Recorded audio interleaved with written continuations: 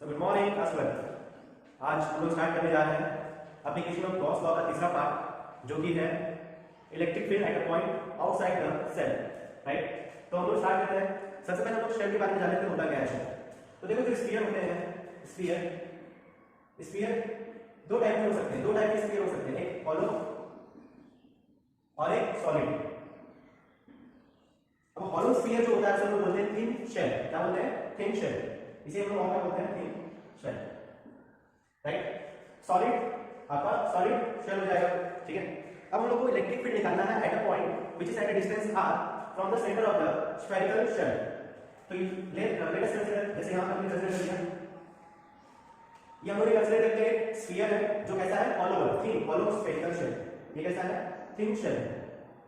इस पर हमने कोई चार्ज दे दिया, कंडक्टिंग शेल है, thin conducting shell. Conducting shell, conducting मतलब कि मेटल का बना हुआ। तो जैसे हम चार्ज देंगे इसको, वो चार्ज क्या कर लेगा? अपने आप को यूनिफॉर्मली डिस्ट्रीब्यूट कर लेगा, अपने आप को चारों तरफ यूनिफॉर्मली डिस्ट्रीब्यूट कर देगा। लेटेस्ट कंसीडर की चार्ज की वैल्यू क्या है आपका? Small Q. तो हम लोग ने यहां तक देख लिया। अब इसको मैं रफ कर दे रहा हूं। स्मॉल क्यू क्या है? चार्ज की वैल्यू। अब आपको क्या करना है? इलेक्ट्रिक फील्ड निकालना है। कहां पे? इस पॉइंट पे, जो क्या है? Outside the shell. कहां से निकालना है? उसके सेंटर से। ये जो स्फीयर है इसका रेडियस है r, कैपिटल R, और ये जो डिस्टेंस आपको निकालना होता है, जिस पॉइंट पे इलेक्ट्रिक फील्ड निकालनी होती है, उसे हम उस डिस्टेंस को हमेशा हम क्या कहते हैं? हमेशा हम जिस पॉइंट पे इलेक्ट्रिक फील्ड निकालनी है उसे हम हमेशा क्या कहते हैं? Small r। ठीक है, इतना समझ में आया होगा। अब हम क्या करेंगे? जिस पॉइंट पे हमको निकालना होता है, हम क्या करते हैं? उस पॉइंट पे एक गॉसियन सरफेस ड्रॉ करते हैं, और गॉसियन सरफेस कैसा होना चाहिए? सिमेट्रिक होना चाहिए। तो बताओ स्फीयर के सिमेट्रिक सरफेस कैसा होगा? एक बड़ा स्फीयर, तो यहाँ पे बड़ा सा स्फीयर हम क्या करते हैं? ड्रॉ कर लेते हैं। मैं दूसरा मार्कर यूज कर लेता हूं इसके लिए। तो इस तरीके से कंप्लीट क्या बनेगा? Sphere of radius small r। अब इसके बाद क्या करते थे बताओ? इसके बाद हम निकाल लेते हैं, सरफेस चूज करते थे, ऐसा सरफेस जहां पे इलेक्ट्रिक फील्ड की वैल्यू हर एक पॉइंट पे क्या हो? सेम हो। क्योंकि ये स्फेरिकल है, तो हर एक पॉइंट स्फीयर पे कौन से डिस्टेंस पे होगा? r डिस्टेंस पे होगा। यहां पे भी जो भी कोई पॉइंट होगा वो भी कौन से डिस्टेंस पे होगा? r डिस्टेंस पे ही होगा। राइट, ऐसे ही कोई भी स्फीयर पे पॉइंट है वो r डिस्टेंस पे होगा, और इलेक्ट्रिक फील्ड क्या हो जाएगा? सेम हो जाएगा। इसीलिए एक ही सरफेस यहाँ पे क्या होगा? आपका गॉसियन सरफेस होगा। तो ये कौन सा सरफेस है? ये है इमेजिनरी गॉसियन सरफेस। देखो, बहुत लोग बच्चे कंफ्यूज होते हैं कि ये एक्चुअल है या फिर इमेजिनरी है। तो ये बच्चों, ये इमेजिनरी होता है। जैसे मान लो हमारे पास कोई स्फीयर है, मान लो तो ये कोई स्फीयर है, तो यहाँ पे इलेक्ट्रिक फील्ड निकालना है, तो यहाँ पे कोई स्फीयर थोड़ी है। यहाँ पे हम क्या करते हैं? इमेजिन करते हैं कि यहाँ पे एक स्फीयर होगा जिसका जिसे हम क्या बोलेंगे? गॉसियन सरफेस बोलेंगे। ठीक है, क्यों हम लोग गॉसियन सरफेस लेते हैं? क्योंकि गॉस ने कहा था कि जो फ्लक्स होगा वो एक क्लोज सरफेस से ही हम लोग निकाल सकते हैं। ठीक है, इसीलिए हम लोग इमेजिन करना पड़ेगा। तो क्योंकि हम लोग यहाँ गॉसियन लॉ लगाना है, गॉस लॉ लगाना है, इसलिए हम लोग गॉस लॉ के स्टेप्स को फॉलो करना है। इतना क्लियर है सभी को? अब लोग क्या करते हैं? Second step, find the direction of electric field and area vector. तो लेट अस सपोज यहाँ पे कोई एरिया है, इस एरिया का वैल्यू कितना है? dA, और इसकी डायरेक्शन क्या हो जाएगी? ये हो जाएगी area vector direction. Electric field direction बताओ आप लोग, इस पॉइंट पे इसी डायरेक्शन में होगी इलेक्ट्रिक फील्ड डायरेक्शन, यही होगी। तो बताओ बच्चों, एंगल कितना बनेगा? 0 डिग्री। यस, 0 किसने दिया था? आर्यभट्ट ने दिया था। चलो 0 डिग्री बन गया। वैसे ही इस पॉइंट पे भी एंगल कितना बनेगा? देख लेते हैं। सर यहाँ पे इलेक्ट्रिक फील्ड डायरेक्शन तो इधर आ रही है और एरिया वेक्टर डायरेक्शन इधर आ रही है। नहीं, ये नहीं होगी area vector direction. Area vector direction भी यही होगी, क्योंकि एरिया वेक्टर क्या होता है? Normal to the plane. ये प्लेन है, इससे नॉर्मल कहां होगा? ऐसे ही होगा, यानी dA इसी डायरेक्शन में होगा। तो एंगल कितना बनेगा? आर्यभट्ट वाला 0, जो आपके एग्जाम में आता है। नहीं आता है? चलो देखते हैं। तब आगे हम लोग देखते हैं, हम लोग क्या कैलकुलेट करते हैं? फ्लक्स। कौन सा फॉर्मूले से? phi E dot dA, E vector dot dA vector, और उसका क्लोज कर देते हैं, क्लोज इंटीग्रल, क्योंकि ये कैसा सरफेस है? क्लोज सरफेस है। एरिया इसीलिए हम इसको क्या कर देते हैं? क्लोज कर देते हैं। अब देखो, हर एक पॉइंट पे E की वैल्यू क्या होगी? सेम होगी। सबसे पहले हम इसको डॉट प्रोडक्ट हटा देते हैं, और जब भी डॉट प्रोडक्ट हटाते हैं वेक्टर में, तो क्या लगता है बच्चों? Cosine theta. Yes, dA cos theta, close integral.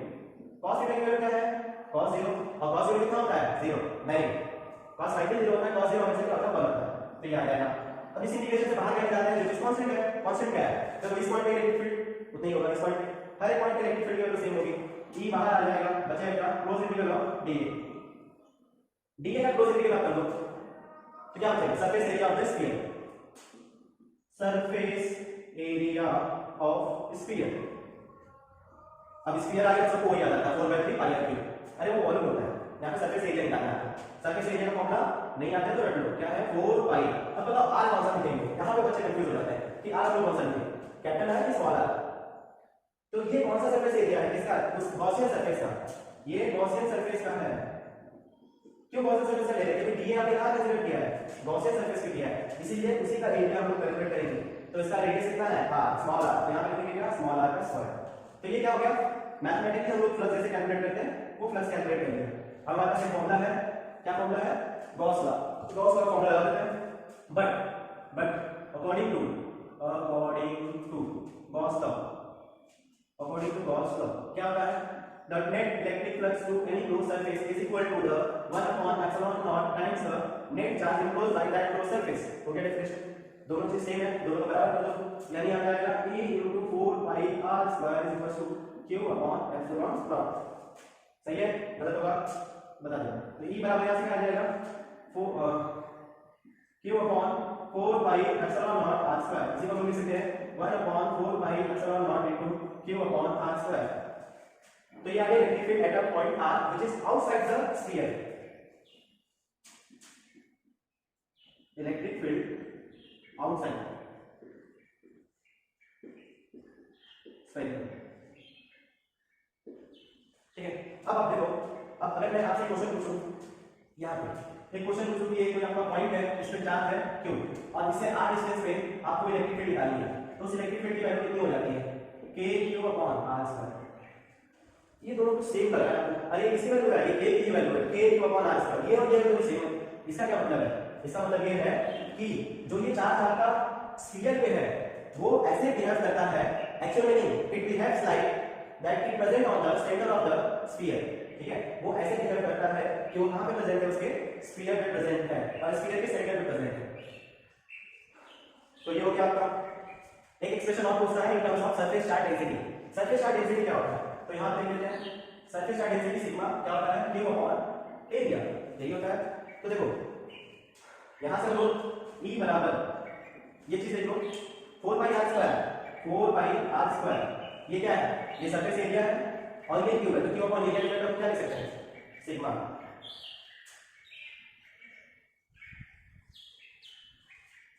तो सिग्मा अपॉन एप्सिलॉन नॉट क्या हो जाएगा, इलेक्ट्रिक फील्ड की वैल्यू हो जाएगी ड्यू टू दिस स्फीयर, यानी यहां पे आपका कितना आ जाएगा, सिग्मा अपॉन एप्सिलॉन नॉट, ठीक है।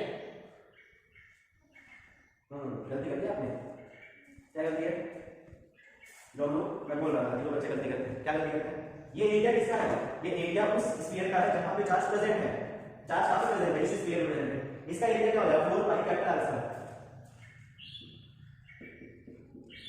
ये हो जाएगा, राइट। तो यहां से बताओ q की वैल्यू क्या आ जाएगी, तो q की वैल्यू यहां से आ जाएगी sigma into 4 pi capital R square, ठीक है। अरे समझ में आया नहीं आप लोगों को, ये तो समझ में आया, देखिए फिर से शुरू कर लेते हैं। इलेक्ट्रिक फील्ड आपने क्या किया, 1/4 पाई इसमें मिटा देंगे,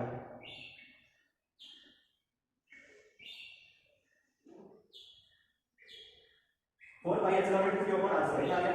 अब इस q की जगह हम क्या लिख सकते हैं, सिग्मा इनटू 4 पाई r स्क्वायर लिख लेते हैं, इसकी वैल्यू हम लिख देते हैं k इनटू या फिर 1/4 पाई एप्सिलॉन जो कैंसिल हो जाएगा, इनटू q की वैल्यू क्या है, सिग्मा इनटू 4 पाई r square upon small r का स्क्वायर।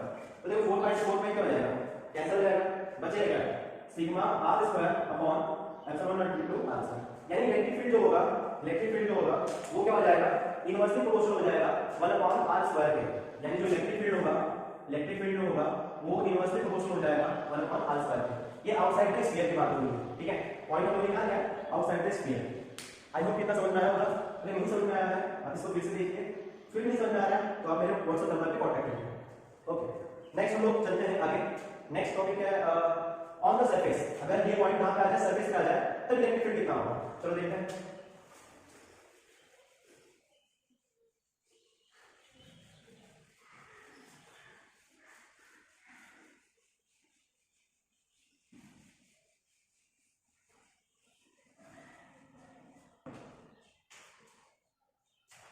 इस पॉइंट को कुछ नाम देते हैं point P।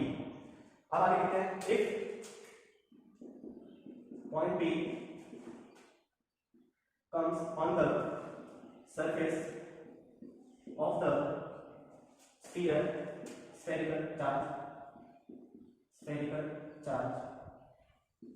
then small r becomes capital R। तो स्मॉल r की वैल्यू कितनी हो जाएगी, कैपिटल R के बराबर हो जाएगी। ये जो स्मॉल r है ना, जब यहाँ पे आ जाएगा तो इसके रेडियस बराबर हो जाएगा, उसका रेडियस कितना है, कैपिटल R। तो इलेक्ट्रिक फील्ड कितना था, 1/4 pi epsilon not into q upon कौन सा r लिखेंगे, स्मॉल कैपिटल R। ठीक, अब आ जाता है तीसरा। अगर ये जो पॉइंट है इनसाइड हो जाए तो electric field inside the sphere या फिर थिन शेल क्या हो जाएगा, चलो देखते हैं। तो जिस मान लेते हैं इस पॉइंट पे आपको इलेक्ट्रिक फील्ड निकालना है, इनसाइड द सेल है ये पॉइंट, यहां पे आ जाएगा, यहाँ पे गॉसियन सरफेस ड्रॉ करेंगे, इसका डिस्टेंस हम कितना लेंगे, इसका स्मॉल r। अब बताओ इस गॉसियन सरफेस ने कितना चार्ज इंपोज किया है, कोई चार्ज इंपोज किया है इसने, सब चार्ज तो इसके ऊपर है, इसके अंदर कोई चार्ज है, आंसर लो। अगर चार्ज ही जीरो है तो फ्लक्स क्या होगा, जीरो, क्योंकि अकॉर्डिंग टू गॉस लॉ क्या होता है, according to Gauss law electric flux is equal to q upon epsilon naught, but q is equal to 0, क्योंकि q इंपोज कितना हो रहा है, इसने कितना q इंपोज किया, तो यानी 0, यानी फ्लक्स कितना हो जाएगा, 0 हो जाएगा। अगर फ्लक्स 0 हो जाएगा तो आपको पता है कि E डॉट dA इसका क्लोज इंटीग्रल, ये किसका होता है, फ्लक्स के, तो ये क्या हो जाएगा, 0। अब एरिया तो 0 हो नहीं सकता, इसका एरिया तो 0 नहीं हो सकता, तो क्या 0 होगा, इलेक्ट्रिक फील्ड 0 होगा, यानी इलेक्ट्रिक फील्ड की वैल्यू क्या होती है, 0। यानी इनसाइड आप कोई भी पॉइंट ले लो, इस पॉइंट पे, इस पॉइंट पे, इस पॉइंट पे, इस पॉइंट पे, कहीं भी एक पॉइंट ले लो, इलेक्ट्रिक फील्ड क्या होगा, 0 होगा। ठीक है, इसलिए कहते हैं कि जब भी बिजली कड़कती है तो अगर आपको कोई क्लोज सरफेस मिल जाए, क्लोज जगह मिल जाए, तो उसमें आपको रहना चाहिए। ऐसे अगर आप कार के अंदर बैठे हो और ऊपर से बिजली कड़क रही है तो आपके ऊपर कोई भी असर नहीं करेगा, राइट। तो यही बहुत ही अच्छा रिजल्ट है इस गॉस लॉ का। ठीक है, तो अगर हम ग्राफ की बात करें, ग्राफ सबसे पहले हम देख लेते हैं, रिपीट कर लेते हैं। ई आउटसाइड क्या है, ई आउटसाइड या फिर ओ लिख लेते हैं, बराबर है 1/4 pi epsilon not q upon small r square. E on the surface क्या है, ई ऑन द सरफेस यानी s लिख लेते हैं, ये क्या है 1/4 pi epsilon not into q upon capital R square. और इलेक्ट्रिक फील्ड इनसाइड क्या है, 1/4 पाई एप्सिलॉन नॉट इनटू और ये तो 0 हो गया। ठीक, अब इसे ग्राफ बनाते हैं। तो यहां पे मान लेते हैं क्या है आपका डिस्टेंस, और डिस्टेंस किससे लिया हम, r से।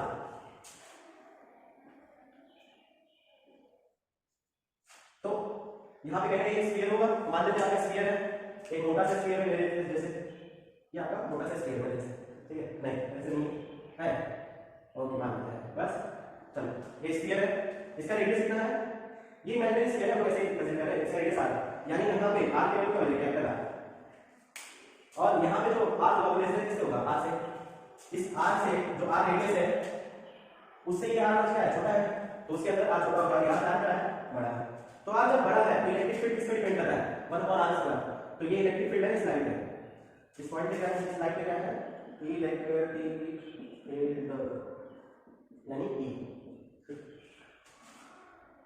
तो यहां पे आपका आ जाएगा कितना, ये ग्राफ कैसे बन जाएगा, क्योंकि E is inversely proportional to the square of the distance.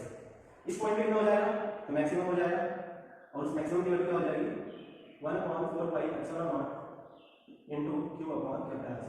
और उसके पहले क्या होगा, उसके पहले 0 होगा। बहुत सारे बुक्स में से स्प्रेड बना दिया है जो गलत है।